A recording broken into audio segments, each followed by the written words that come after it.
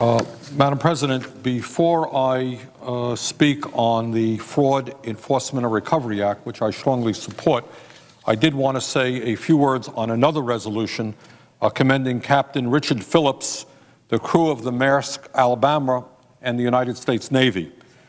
This resolution recognizes the growing problem of piracy in international waters off the coast of Somalia, a country that has been without a functioning government since 1991. The resulting lawlessness and the desperate humanitarian situation have turned the area into a base for pirate operations. Earlier this month, Somali pirates used grappling hooks and weapons to board the cargo ship captained by Richard Phillips, who lives with his family in Underhill, Vermont. He led a crew of 19 on the vessel that was delivering food aid to starving people in Eastern Africa. Captain Phillips bravely led the crew in retaking control of the ship by offering himself as a hostage in exchange for the release of the crew. 4 pirates then took Captain Phillips into an 18-foot lifeboat, held him captive at gunpoint, and repeatedly threatened to kill him. On Easter Sunday, Captain Phillips was rescued by Navy SEALs who determined that Captain Phillips was in imminent danger and took the lives of 3 of his pirate captors. The people of Vermont are proud of the extraordinary courage of Captain Phillips, the dignity of his family under great stress, and the outstanding performance of the U.S. Navy and other governmental personnel in rescuing Richard and dispatching those who apprehended him. Mr. President, I would now like to speak in strong support of S-386, the Fraud Enforcement and Recovery Act, and I commend Senator Leahy, my colleague from Vermont, the chairman of the Judiciary Committee, for introducing this important piece of legislation.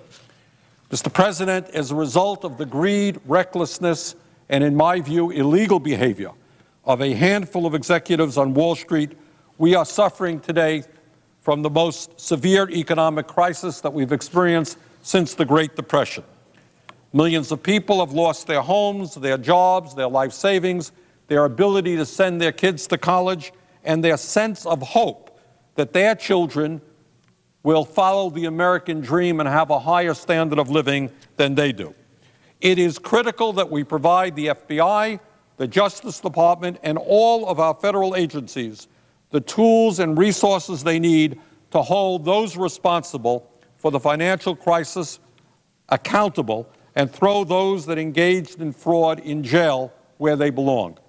That's what the Fraud Enforcement and Recovery Act is all about, and it is imperative that we pass this bill as soon as possible. Under President Bush, the federal government basically turned a blind eye to white-collar crime. After September 11th, about 100 FBI white-collar fraud investigators had their job responsibilities shifted to focus on terrorism, which is understandable, but the problem is they were never replaced to do and continue the work on white-collar crime. As a result, literally thousands of allegations of financial and mortgage fraud are going unexamined this day. Chairman Leahy's bill will turn this abysmal situation around by providing the resources necessary for the FBI to hire 160 additional special agents and more than 200 professional staff and forensic analysts dedicated to investigating white-collar crimes. This bill also provides the resources necessary for the Justice Department to add up to 200 prosecutors and civil enforcement attorneys nationwide, as well as 100 support staff to focus on fighting fraud. And this bill provides the resources necessary for the U.S. Postal Inspection Service, the U.S. Secret Service, and the Inspector General at HUD to hire several hundred additional fraud agents, analysts, and investigators to combat fraud. This bill is desperately needed. It's important that we take a very aggressive look at the fraud that is going on in that area, and I hope very much that all of our colleagues will support this legislation. Mr. President, with regard to this issue of what has been going on in Wall Street, there is no question but that the American people are furious, and rightly so. And the American people want answers. And what I want to do now is just say a word above and beyond this legislation in some of the areas that I think we have to go after we pass this bill.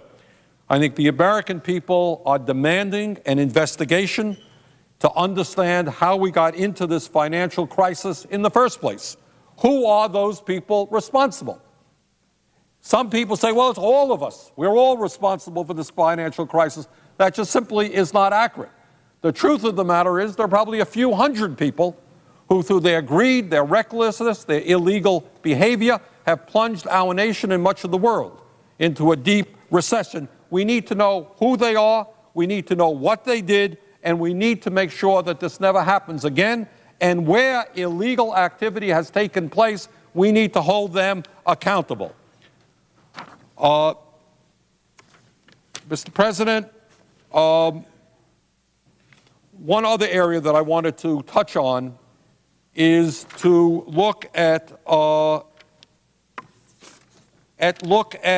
another issue that is of concern to people in the state of Vermont. I get emails on this virtually every day, and I know that it's true nationwide.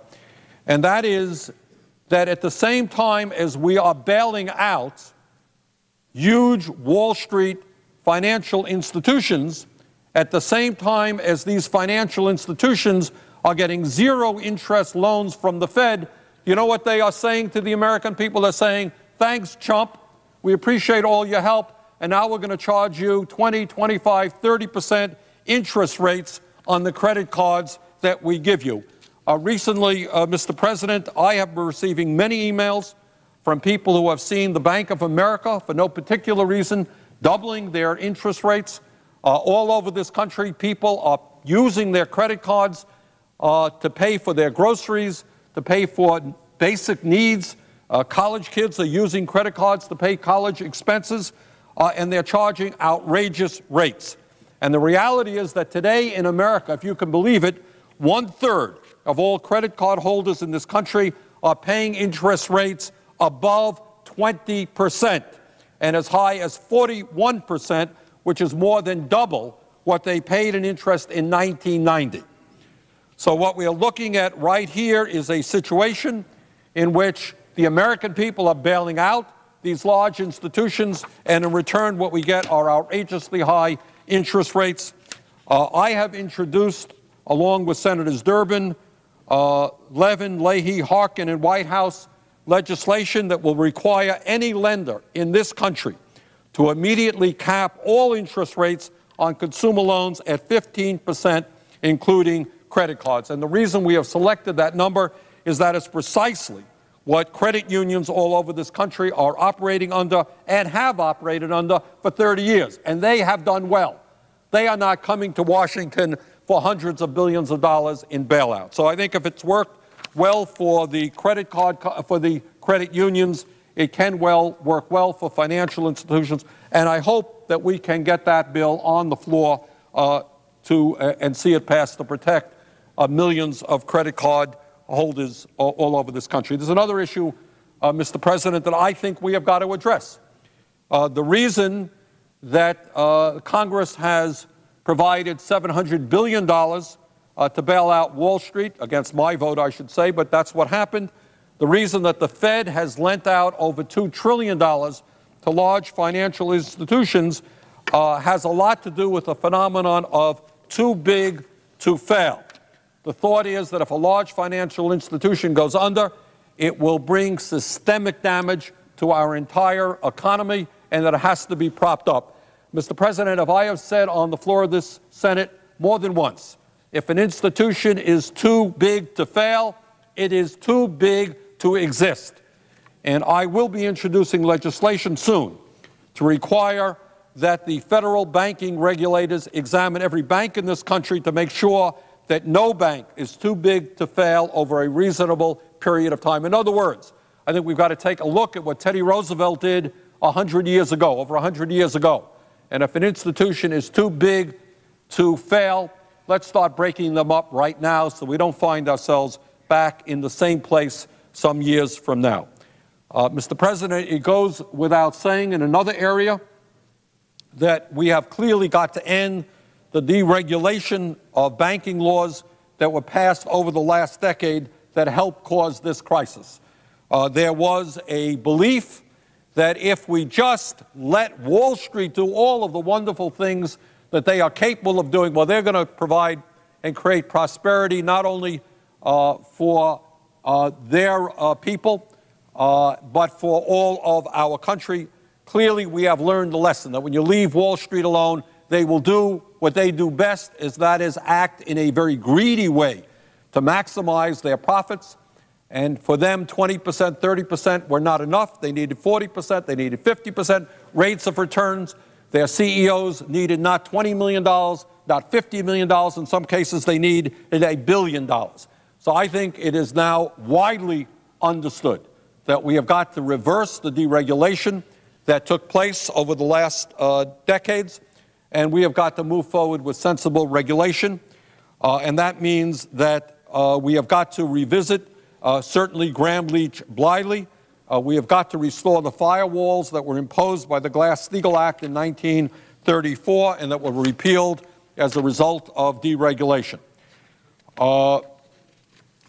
President, on another issue, I think there is growing concern that the Federal Reserve has taken on new responsibilities, that there is a clear lack of transparency in the Fed, and the American people have a right to know what is going on there, and today we are kept in the dark.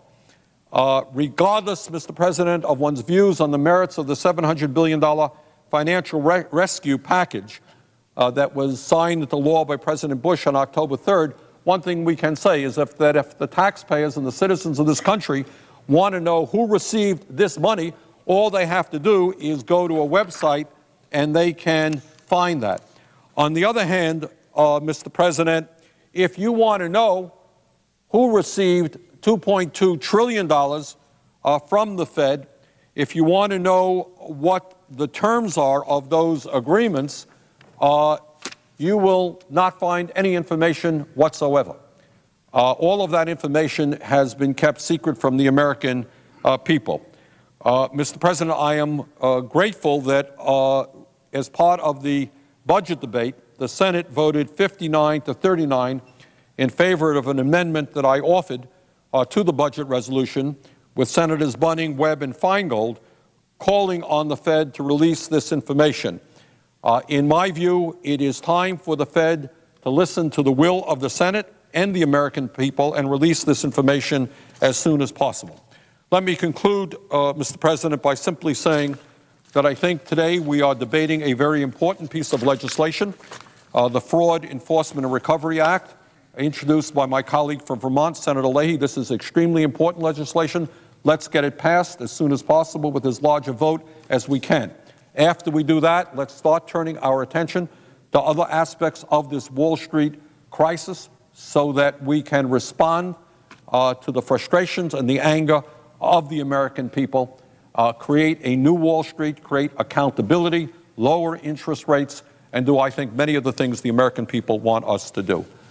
With that, Mr. President, I would yield the floor. Senator from Vermont. Mr. President, I've been in discussions with the distinguished